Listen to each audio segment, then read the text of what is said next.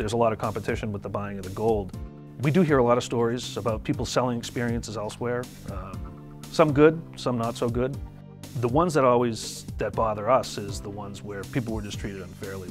One situation where another jeweler in the area told a woman she had a 22-karat gold bracelet and they had told her that it was 14-karat gold. Our offer was almost $2,000 more than the offer that she had received. And when she reacted to us, we thought she was upset with our offer, only to find out that we were so much higher than the other, and she really felt that she was being taken advantage of. I've had a story where a woman mailed her jewelry off. She came in with her friend. Her friend sold some gold, less than she had. They offered her less than what I was paying her friend, so she got the gold back in 3 weeks, and we ended up paying her $300 more. I wouldn't encourage anybody to put any type of jewelry in the mail.